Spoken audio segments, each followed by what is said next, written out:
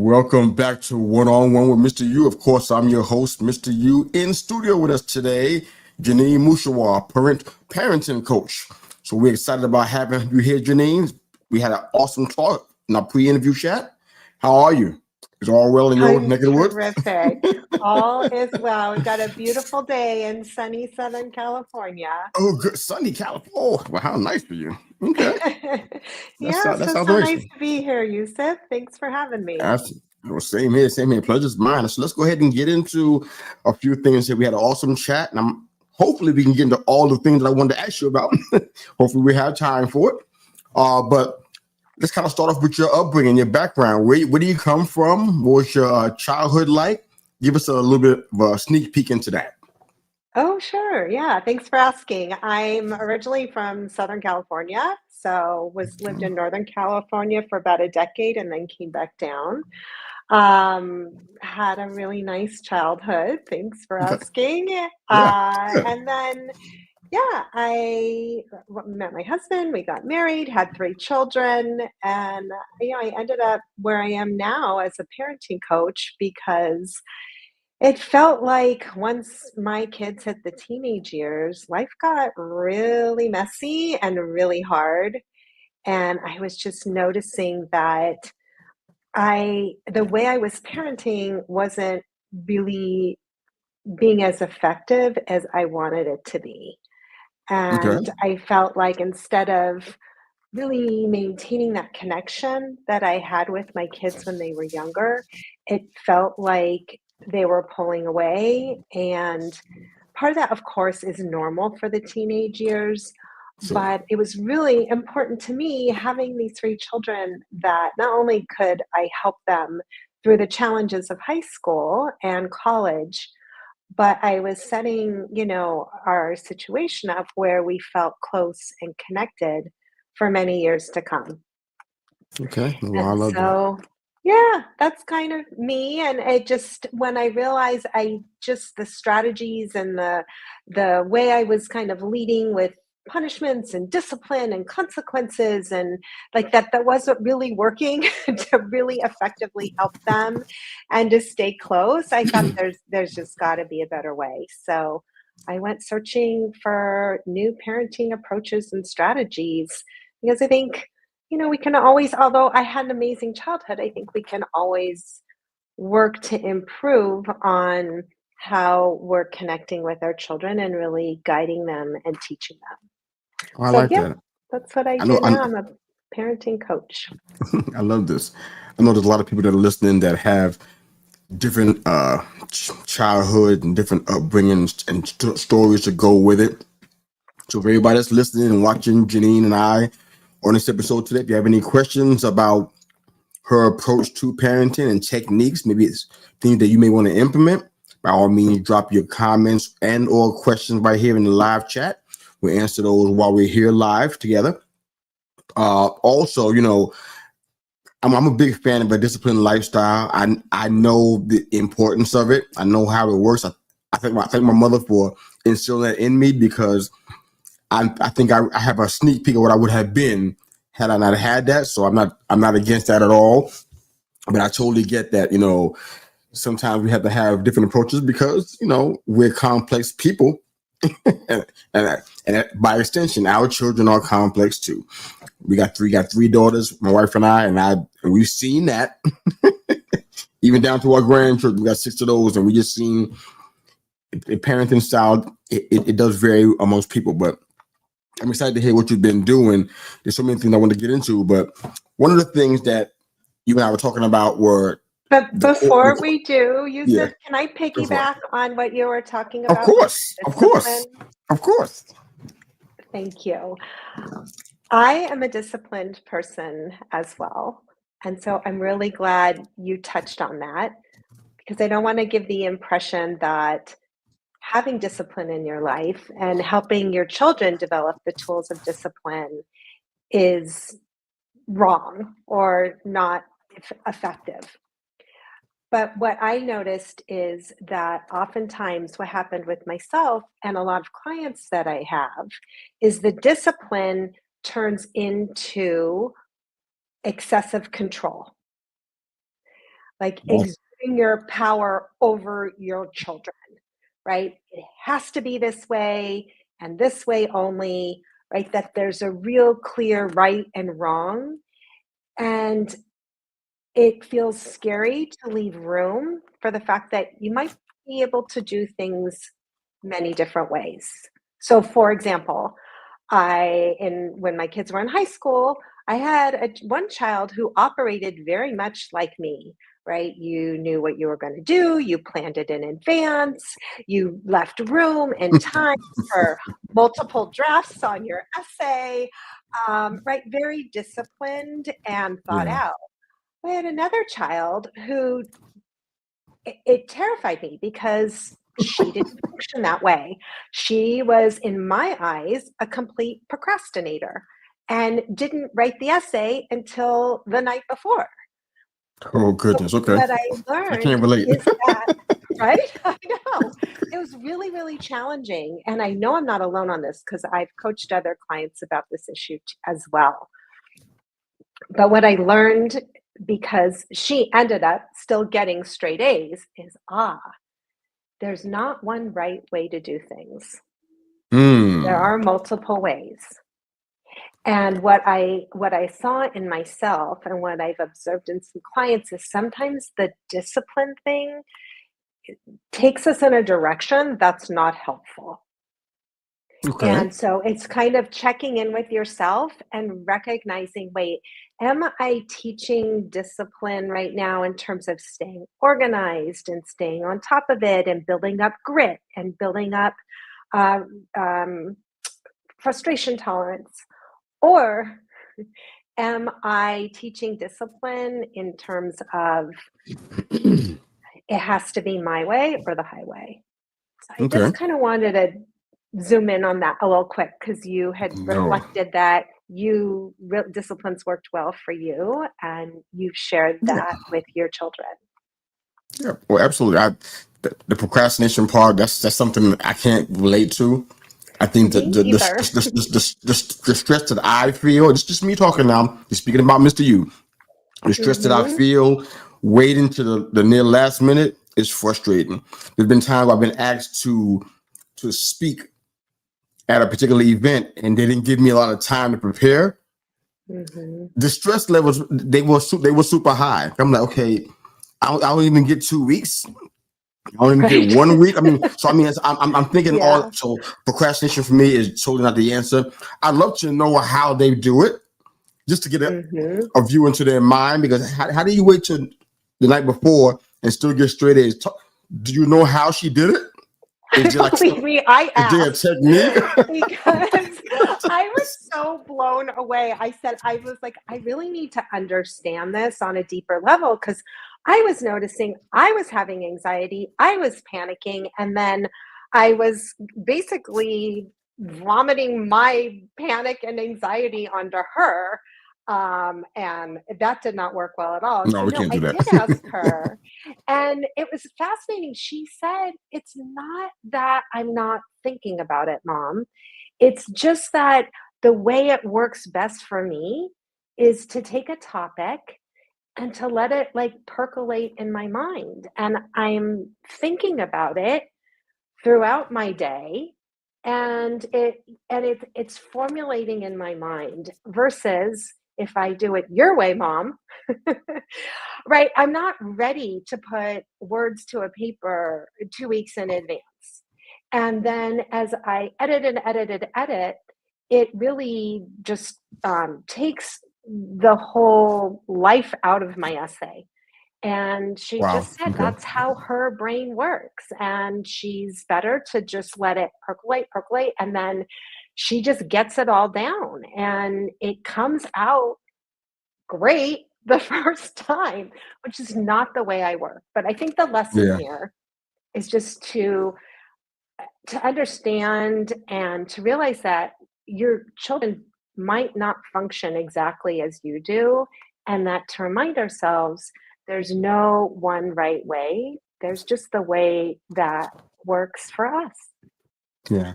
I feel even more weird now after hearing this explanation because I don't wait to the last minute, but I'm not pen to paper right away either. I am a processor to the frustration of people in my life and in my household. I'm like, do you have an answer yet? I'm like, no, I'm still processing this. I'm still thinking about what I heard. I'm not ready to give a diagnosis, if you will, or an evaluation of what I heard. It takes me a while to process stuff. So in that regard, I get it.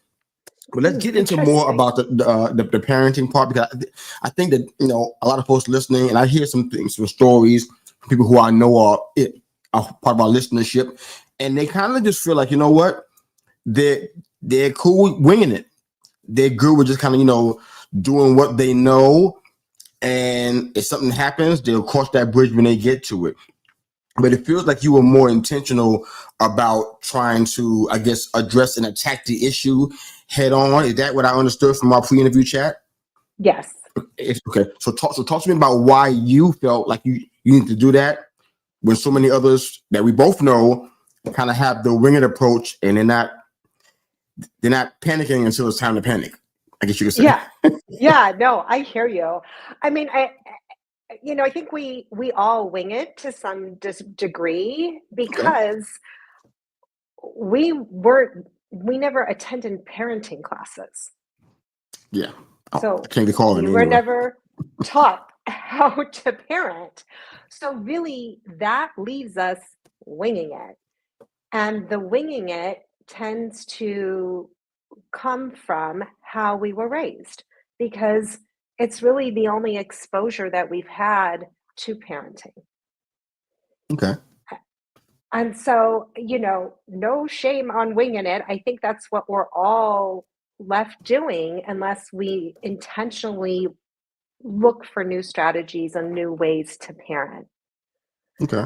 For me, the reason I stopped winging it and started attending parenting classes is because my relationship with my kids wasn't what I wanted, right? So Okay. with one child, we argued on all the time, and it turned into massive explosions, and like it ended with slam doors or eye rolls, or right, all that stuff that really feels disrespectful to parents. With another child, there was a lot of anxiety and a lot of stress, and although I grew up in a home where I learned how to listen, I wasn't listening deeply enough and able to really constructively help the anxiety and the stress pass. And so, although I was listening, I'm noticing that what I'm doing isn't really helping get rid of this anxiety and stress. It's just still percolating, and if anything, it's hampering my child's development.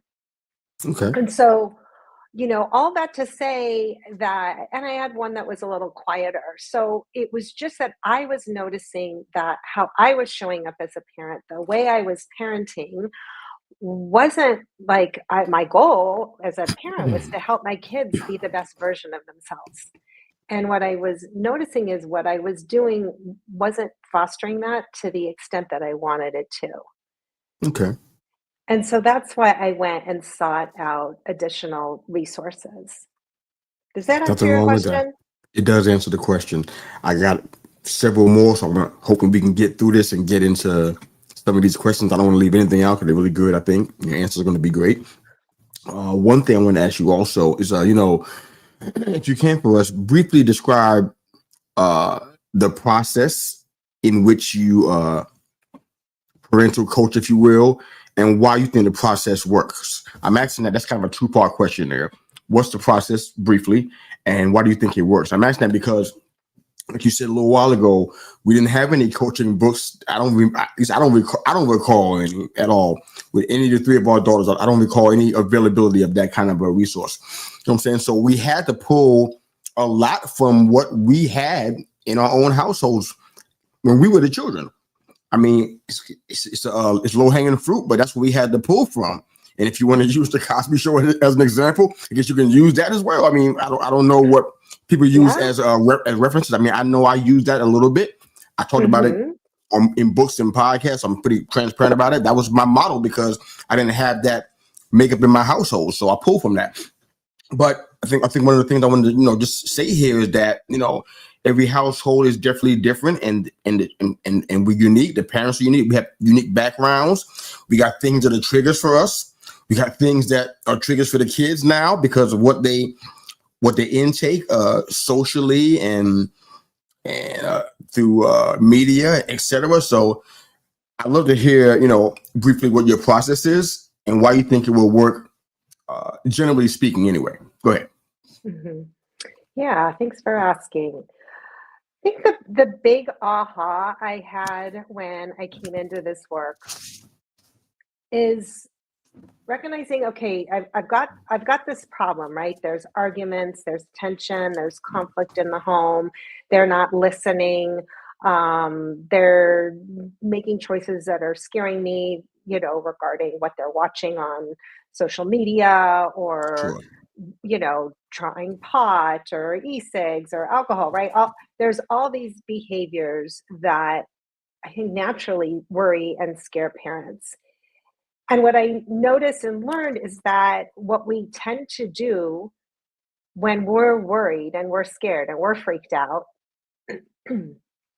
is we want our kids to stop what they're doing or to change what they're doing, right? It applies to everything. If they're disrespectful, we want them to stop being disrespectful. If they're not studying and doing their homework, right? We want that to change. If they're lying to us, we want to try to fix that. And what happens with that approach for most of us is this disconnection that we talked about, right? It turns Sure. into conflict. I mean, you might have one child who is very argumentative, and there's yelling and there's screaming, and then you might not have another child who just tells you what they think you want to hear just to shut you up Sure. and walk away, right? But it's some form of our child is disconnecting from us and from the conversation. They're trying to shut it down because they don't like what we're trying to do, which is stopping or fixing or changing their behavior, right? Like, you should really set your alarm when you wake up in the morning so you get to school on time, right? Or, why aren't you telling me the truth? I know you're lying to me. You try to e-cig, just tell me. Mm. Right, any of these version of things. Like, I looked in the school portal and you're missing 6 assignments. Like, get off your phone and Oh my start goodness. studying, right? Wow. Any of these things I think are very common. And so when we're leading with trying to stop or fix or change their behavior versus now that they're teenagers, what they really want is for us to listen to them and to feel like we really understand what's going on deep down inside of them. Gotcha. Like, are they not studying because they asked a question in class and they're embarrassed because their friends made fun of them, right? So now they're Yeah. unmotivated to study, right? So they are our challenge now. What they need from us is really slowing ourselves down and trying to understand what's going on inside of them that's causing the behavior that's freaking us out. Yeah. And Absolutely. so Absolutely. that's where my process came from. Okay. And there's a few like main steps that we do, but to share on a podcast, I'll try to make it really brief. But Please the do. Yeah. first one is what you mentioned about being triggered. I think we all are naturally get triggered when our kids are making bad choices. And what most of us do is that's when we think is like the best time to go talk to our kids, right? That makes Like, sense. That makes sense. right? You're freaked out, you're worried, you're angry, whatever you're feeling, it doesn't feel good. You want it to stop. You think the way it'll stop is if I just tell my kid, you have to, study for the test. You need to put your phone away, and that will make us feel better. But what happens is we get stuck in this horrible cycle of we are triggered, we react, and then our kid reacts to that, and the whole thing ends up in an argument or slam doors. Yeah. So I, one of the I've first tried things that. You tried what? I've tried that approach where I tried to where I was telling them what they needed to do because as dad I knew better, Mhm. and it took me a long, and I'm not happy about this. I'm a little bit ashamed. It took me a long time in their development, in their time in our home, to figure out, what, it's better for me to ask questions than to make statements. Exactly. Do you think that this is So a good idea? insightful. Tell me why you think this helps with the Mhm. goal you said you told me you had about your career, your future. Tell me how what you're doing right now helps toward that and stuff. And it Exactly. does like your program does. It does minimize the conflict, but Mhm. the tension part is kind of still there. Like, okay, now he's digging into a place where I'm really uncomfortable now. But this is what we have to be, because this is your behavior Mhm. now doesn't. It's not conducive to what you say you want. If you don't Right. want anything, Yeah. why don't you want anything? We got to find out what the root cause of all this stuff is. But I love to go ahead, keep going. This is great. Yeah. No, that's so insightful, and I love how you shared. It took a long time. Yeah, this stuff isn't easy, but it's doable, and it starts with asking questions. And so that's part of the process that I teach is how That's can good. we take something that you're worried about or something that you're angry about and figure out how to ask our child a question about it, right? So let's say you, again, like see that they got a D on a test. And then you naturally think, oh, I know exactly why they got a D on that test, right? They were messing around. They're on their phone for hours and then they didn't get enough sleep and they didn't, right? Your mind makes all of these assumptions. But when we do that, it doesn't help them actually do better on the next test. What does is getting curious why they didn't do well in the first place. And that's kind of piggybacking on what you said, right? So starting to take what you're nervous or worried or angry or scared about and try to, instead of telling them what they need to do differently, asking them, so what's the struggle here? Like, I see you're struggling, right? You got a D on the test. What's going on? And trying to open up conversation so you can discover, like you said, the root cause of the problem. Yeah. And when you get to the root cause, all of a sudden you're having a really different conversation. You're not saying, like, give me your phone. Instead, you're saying, oh, okay, so you really don't understand that concept in math.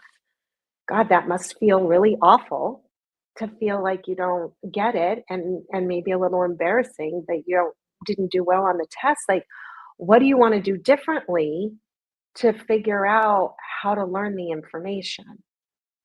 Makes sense. And Makes really, sense. right, asking them for their solution. Our teenagers are craving, right? We all know they're pulling away and they want their independence and they're craving from us almost like being a sounding board where they can get out what they're feeling, what they're thinking, and then come up for themselves with a different something to do differently so they make a better choice. And it's really just I help parents figure out how to do that and how to have that kind of different conversation because it's really that conversation that's going to make you feel better as a parent. You will feel more confident because you see your child engaging and talking to you and sharing with you, and it feels good to them for you to ask these questions and for them to feel like they can share with somebody that they trust. And then all of a sudden, they want to do it more because it feels good. Yeah, It absolutely. doesn't feel good to be lectured. Not for you, not for me, not for anyone. Absolutely. Well, we only have time for a few more questions. See if we can try to get these in here. One of the things that you talked about, this is probably going to be a tough one, but I want to get you to speak to it like you did in our pre-interview chat. But as parents, we deal with a whole bunch of heavy stuff in life. Our kids don't even fully understand all we deal with in life. Just all of the, like you said, the triggers and all the things that we deal with in the workplace and just adult stuff that they don't have to really fully understand. But when we come home, we want to come home to a calm, peaceful household. It's just It's our castle. It's our hideaway from the big bad world outside. We want to just have peace. And I experienced something that I want you to kind of talk about. You talked about what to do when you don't really like your child. I thought that was a powerful, powerful thought, because there were times, and my wife, if she was here right now, she probably would, she would probably be in full agreement. There were some times where, and it wasn't any particular daughter per se, I won't point them out, but some time we didn't like what we saw. We didn't like our children. And there's a period of grief that goes with that, because you're losing the child you remember or you once knew or who you thought you knew. And now you're seeing a whole different person. So share your experience about not liking what you've seen in your teenager. Yeah. Well, thanks for sharing that as well. I think it's hard to share those things. We feel like, oh, we shouldn't say that. We're supposed to like I our don't mind. kids. Okay. I'm good. Yeah, I think the best place to start is, and I'm so glad we're having this conversation, is if any of your listeners feel that way, to first recognize like you're not a bad parent, right? There's nothing wrong with you. You and your child are in a just human to human relationship. And in life, there's people that we don't like. And that's right. That's okay. We are not surprised about that. But sometimes it's really hard to like your child when you see them making really poor choices, or you see them not listening to you, and you think, gosh, if you just listen to me, right, life would be so much easier. So I think we can get stuck in those thoughts. And to me, I would just offer one of the ways through that. There are lots of different ways, but one of the ways through that is to just slow yourself down and take a look at your child and say, you know what, my child's struggling right now. They're not a bad kid. They're not a bad person. They're really a good kid who's just struggling right now to, and then fill in the blank, right? Not lie, tell the truth, be respectful, study enough, you know, get off their phones, all those things. And I think as soon as we can kind of look through the lens of, okay, this is my child struggling with a behavior right now, and how can I help them with that? That will create a shift inside yourself right there, right? So it's like, it's not this, oh, I can't stand my kid. It's that, oh, wait, something that they're doing is really difficult right now for me to watch and live with. But to recognize that my kid's really a good kid at heart who's just struggling right now. And so one thing, I'll offer is sometimes it's great just to come up with some sort of mantra or phrase that you can say in your mind when your child's triggering you and you're feeling like, I don't like this kid right now. Something like, this is just for today, not forever.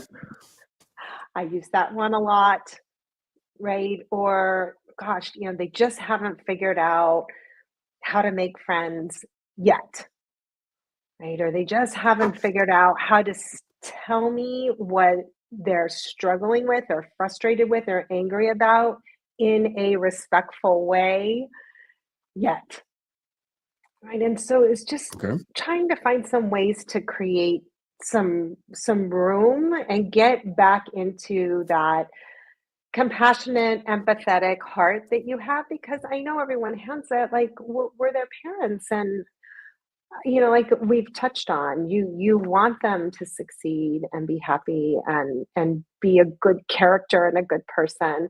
And I think most of us, we had kids because we want to enjoy being together and being close.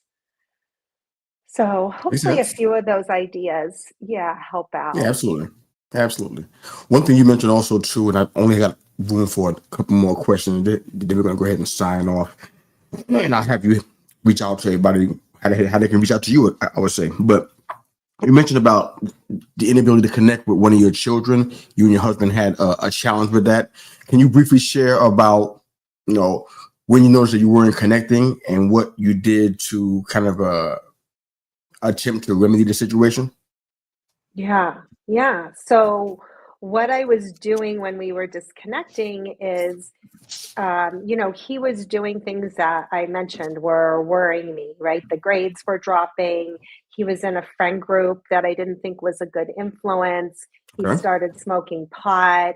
And as these behaviors were happening and I got more and more worried and freaked out, I was tightening the reins, right? I Sure. was trying to control the situation because I was so just worried and scared and hurt. And, so I was doing lots of things, right? I took away any access to money. I took away any access to his car. I, was tracking him everywhere he was going. And if he wasn't at school, I go drive and try to bust him ditching school. And I Oh, mean, it was brother. awful. Wow. And Wow. I was just looking at my own behavior going, wait, this is terrible. And this is not who I want to be. And, there's got to be a different way for me to help him and for us to get back to that connection and closeness we once had. I mean, he was, a very sweet boy. And kind of to what we talked about in the last question you asked me, it's like trying to connect back and realize that he is a really sweet, kind kid who's just struggling right now with some behaviors. And Okay. so we actually went together to a parenting program, and it was based in dialectical behavioral therapy, which is a big hodgepodge way to say, we learned how to regulate our emotions, right? Manage our emotional reactivity when Okay. someone says something or does something that triggers us. Um, we learned just interpersonal communication skills. How do we communicate with one another and really listen to each other, actively listen to what's going on? And we learned mindfulness skills, right? How to notice what we're thinking when we're thinking not so kind thoughts about the other person, and how to redirect our thoughts and reframe those things. So, these are just some of the tools that we learned. Basically, if I had to pull back, they were new communication skills, new language to use with one Okay. another that wasn't triggering and where the other person really felt heard. And so we went through this together, and I just saw such an incredible transformation in our relationship and my ability to really help him, that's when I just thought, I've got to share this with as many people as possible. It's a shame that these communication approaches and this language that really works with teenagers is not available to the masses.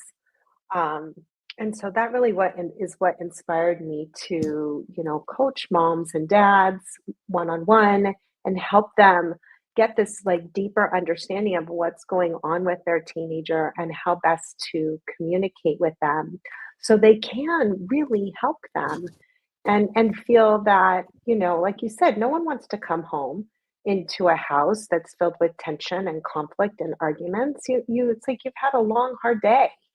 You want to come home to a home that's calm and peaceful. And what I guess I want your audience to know is that's completely possible if you just change what you're saying and your energy when you're talking into conversations with your child, right? To feel more calm Absolutely. and more grounded when you enter the Absolutely. conversation. So you're not emotionally reactive.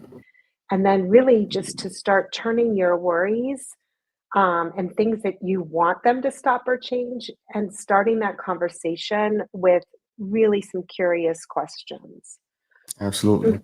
So I'll ask one more question and then I'll give you a chance to let everybody know where they can find your work. Our final question for today. If you Sure. were not coaching and parenting, what do you think you'd be doing instead? Oh, oh, wow. what would I be doing instead? I don't know if I've ever even thought about that, Yusuf, because I really, really love what I'm doing. When I I'm not know. coaching, my kids are all young adults now. And so when I'm not coaching, I do love to go do things with them. So my daughter lives in New York, and I just came back from a really long weekend with her. It's And, awesome. we ate yummy food and we Oh, had I know some you did. super cool experiences like this incredible magic show. And just to me, I it's saw so some of the fun. pictures. Oh, She's you did? beautiful. Okay, I cool. saw some of the Yeah, pictures. it was amazing. And I love the energy of New York and just the different people that you come across and the conversations you have. The I'm so pizza. Come on, get to yes, it, Jeanine. The pizza. Don't forget that part. That's really important. that You should have led pizza with is that. The pizza. amazing. Yes, it's like, Just yeah, kidding. California doesn't make pizza like New York pizza. No. So, yeah, that's what I love doing. That's good. I love this. I love this. Let everybody know where they can find your work. And I'm also at the end, once we sign off, I'd love for you to go to our YouTube channel, of course, where the episode is. And in the comment section, drop your links or any thing that you want to share that's beneficial to our listeners and your audience too that are watching via YouTube. But for now, go ahead and share where they can find your work, and then we'll go ahead and Yeah. sign off. Thanks for asking, Yusuf. Mhm. Yeah, if you want to learn more about the things I was talking about today, the best place to start is my website, which is just my name. And once you're there, there's free resources. Good, good. And I think that's like a great place to start. I'm also on Instagram and Facebook. I have a Facebook group and on LinkedIn. And recently started a YouTube channel uploading some videos. So excited to be doing this with you today. But what I really would love to offer your listeners, we talked a lot today about, well, where can I start if I really want these, arguments to subside and have my child open up if they're not talking at all. And the best place to start, and I'll put the link in the comments, is with a guide I created that has 5 questions that you can ask your teenager today that will help the arguments subside and conversation open up. So if Excellent. you are intrigued by what we talked about and you're wondering, okay, but how do I take something I'm really worried and concerned about and ask a question about it and still get them to change what they're doing? This is a great place to start. That's fantastic. Thank you for jumping on here. This was a fantastic conversation. I know that somebody's going to find value in it. Come watch our YouTube channel if you don't mind, Jeanine. After we sign off, drop all the links and everything in the comment section under the episode so people can find your work. Sure. Again, pleasure to have met you here and got to know you a little bit. You got a beautiful family, and I love what you're doing. Thank you. Thank you, Thanks for being here Yusuf. and doing Thank this. Really you. appreciate it. Thank Thank you you for very much. having me. I My pleasure. My appreciate the pleasure. opportunity. My pleasure. Well, Jeanine and Mr. Yu, we're out of here. Thanks for watching and listening. Have a great day, guys.